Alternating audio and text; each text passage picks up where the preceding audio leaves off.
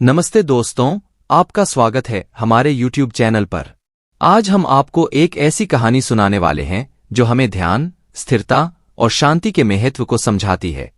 यह कहानी है बुद्ध की गुणवत्ता और उनके शिष्य राजू की, जहां बुद्ध अपने शिष्यों को अपने मौन के माध्यम से एक महत्वपूर्ण सीख सिखाते हैं। तो चलिए इस कहानी की शुरुआत करते हैं। कई दिनों की कठिन यात्रा के बाद बुद्ध और उनके शिष्य राजू अंततः एक शांत झील के किनारे पहुंचे। सूरज ढल रहा था और आसमान कोमल गुलाबी और नारंगी रंगों से रंगा हुआ था। शिष्यों ने जल्दी से डेरा डाल लिया और भोजन तैयार करना शुरू कर दिया। रात्रि भोजन के समय शिष्यों में से एक, जो यात्रा से थका हुआ और चिड़चिड़ा था, गांव वालों के बारे में बुद्ध से शिकायत करने लगा जिनका उन्होंने रास्ते में सामना किया था। गांव वालों ने उनकी शिक्षाओं का मजाक उड़ाया था और उनका अपमान किया था। शिष्य क्रोध से भर गया और बुद्ध से बदला लेने की मांग करने लगा। हालांकि बुद्ध शांत रहे। उन्होंने धीरे से भोजन करना जारी रखा और शिष्य की बातें खत्म होने का इंतजार किया। भोजन समाप्त करने के बाद बुद्ध ने धीमी, शांत आवाज में पूछा, राजू, क्या तुम कभी जंगल में गए हो? राजू थोड़ा चौंका, लेकिन उसने जवाब दिया, हाँ, भगवान। बुद्ध ने पूछा, जब तुम जंगल में जाते हो और एक कुत्ता तुम्हारे ऊपर भौंकता है, तो क्या तुम भी उस पर भौंकते हो?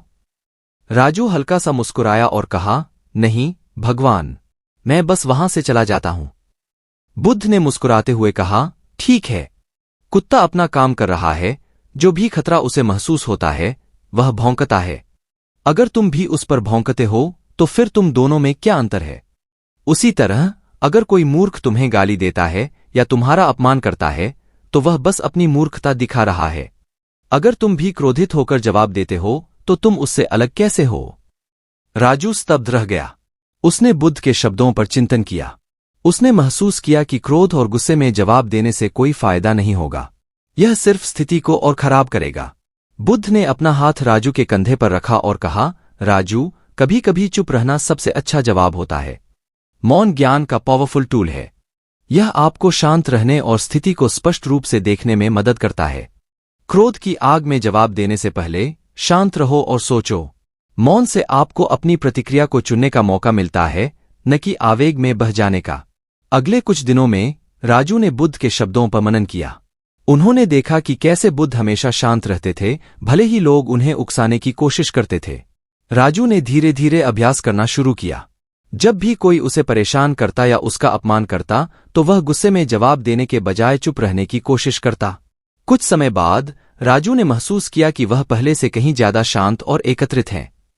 उन्होंने पाया कि मौन ने उन्हें स्पष्ट रूप से सोचने और बुद्धिमानी से प्रतिक्रिया करने में सक्षम बनाया। वह अब स्थितियों को इतनी आसानी से प्रभावित नहीं होता था और वह दूसरों के शब्दों को अपने ऊपर हावी नहीं होने देता था। एक दिन राजू और अन्य शिष्य एक व्यस्त बाजार से गुजरे। बाजार में बहुत शोर था और लोग हर तरफ इधर उधर भाग रहे थे। अचानक एक गुस्से में दुकानदार ने राजू को टक्कर मार दी और उसे गाली दे दी।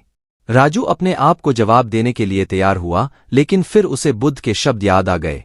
उसने एक गहरी सांस ली और चुप रहने का फैसला किया। दुकानदार राजू की चुप्पी से और भड़क गया, लेकिन राजू ने कोई प्रतिक्रिया नहीं दी। वह धीरे से दुकानदार के पास से निकल गया और आगे बढ़ गया। आसपास के लोग इस पूरे घटनाक्रम को देख रहे थे। वे हैरान थे कि भिक्षु ने दुकानदार की गाली का कोई जवाब क्यों नहीं दिया। कुछ ही देर बाद दुकानदार राजू के पास वापस आया। अब वह शांत था और थोड़ा शर्मिंदा भी लग रहा था। उसने राजू से माफी मांगी और कहा, मुझे माफ करना भिक्षु, मैं गुस्से में था और आप पर बेवजह चिल्लाया। राजू ने मुस्कुराते हुए कहा, कोई बात नहीं। दुकानदार प्रभावित हुआ। उसने राजू से पूछा, आप इतने शांत कैसे रह सकते हैं, भले ही कोई आपका अपमान करे?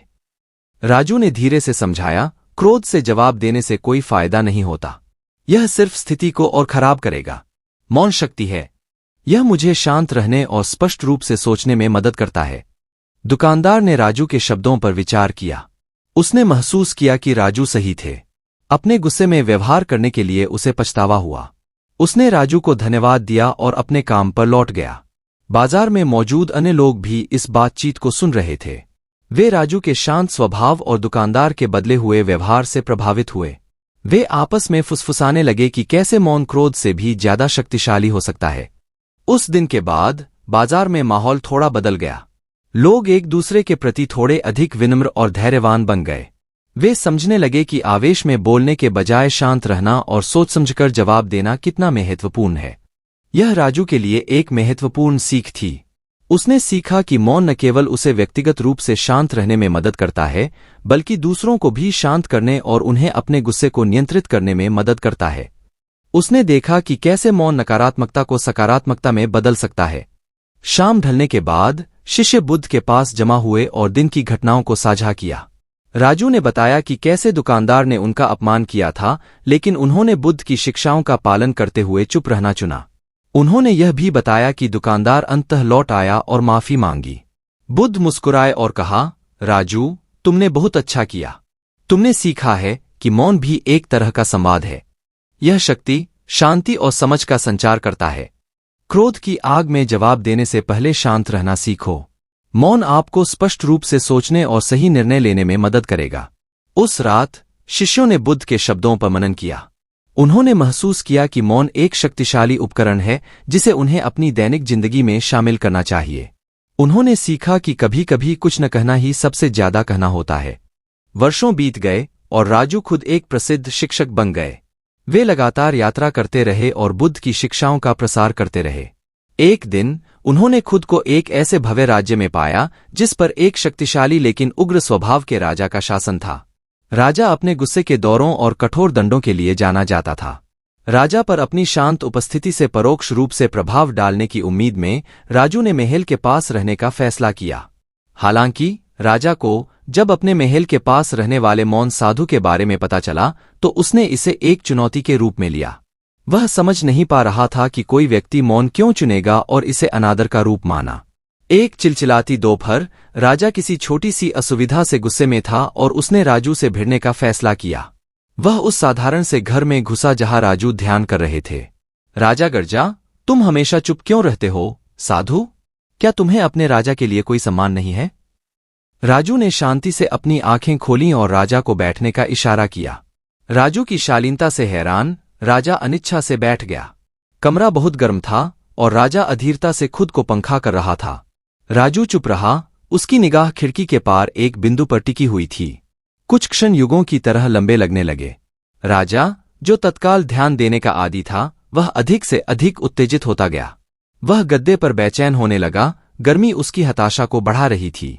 अंत में वह चुप्पी को असहन न कर पाने के कारण बोल पड़ा, ठीक है, अगर तुम नहीं बोलोगे तो मैं बोलूंगा। वह अपनी समस्याओं के बारे में एक लंबी व्याख्यान देने लगा। उसकी आवाज छोटे से कमरे में गूंज रही थी। राजू धैर्यपूर्वक सुनता रहा, उसका चेहरा कुछ भी व्यक्त नहीं कर रहा था। राजा अपने ही गुस्से से भरा हुआ 1 घंटे जैसा लगा, बड़बड़ाता रहा। थक कर लज्जित होकर वह आखिरकार चुप हो गया। कमरा फिर से अपने दम घोंटू सन्नाटे में लौट आया। राजा अपने माथे से पसीना पोंछते हुए उम्मीद से राजू को देखने लगा, लेकिन राजू ने फिर भी कुछ नहीं कहा। वह बस उठा, पास की मेज पर गया और एक बुझते दीपक से एक अंगारा उठाया। उसने अंगारे को अपनी हथेली के पास पकड़ लिया। राजा चौंका, दर्द की चीख की उम्मीद में, लेकिन राजू ने दृढ़ निश्चय से भरे चेहरे के साथ अंगारे को अटूट ध्यान से पकड़ा रखा। राजू के माथे पर पसीने की बूंदें आ गईं। राजा मंत्रमुग्ध होकर देखता रहा। अंत में असहनीय समय के बाद राजू ने धीरे से अंगारे को वापस मेज पर रख दिया। वह राजा की ओर मुड़ा, उसकी आंखें शांत शक्ति से भरी हुई थीं। महाराज, उसने नरम स्वर में कहा, क्रोध इस अंगारे की तरह है। यह आपको अंदर से बाहर जला देता है, लेकिन इसे थामे रहने से केवल आपको ही चोट पहुंचती है। राजा ने अंगारे को देखा, जिसकी चमक अब मंद पड़ गई थी। उसने राजू की तरफ देखा, उसका अपना गुस्सा अब विस्मय के भाव से बदल गया था। उसने मौन में प्रदर्शित ऐसी शक्ति को कभी नहीं देखा था। राजा इस अनुभव से विनम्र होकर राजू के घर से एक बदला हुआ इंसान बनकर निकला। राजा की यात्रा और उसके बाद के परिवर्तन की खबर पूरे राज्य में फैल गई। लोगों को चुप्पी की शक्ति समझ में आने लगी, खालीपन के रूप में नहीं, बल्कि चिंतन और नियंत्रण के लिए एक जगह के रूप में। राजू की शांत बुद्धि, संवाद और आत्मसंयम के लिए एक उपकरण के रूप में मौन का उपयोग करने की उनकी क्षमता का पूरे राज्य पर गहरा प्रभाव पड़ा। राजू की यात्रा बुद्ध की शिक्षाओं का प्रमाण बन गई। उन्होंने साबित कर दिया कि असली ताकत गुस्से से प्रतिक्रिया करने में नहीं, बल्कि चुप्पन चुनने में, इसका उपयोग खुद को समझने और दूसरों को शांति और समझ की ओर प्रभावित करने में निहित है। और इस तरह राजू न केवल एक प्रसिद्ध शिक्षक बने, बल्कि एक चुप्पई क्रांति के वाहक भी बने, जिसने पूरे राज्य को शांत और अधिक समझदार बना दिया।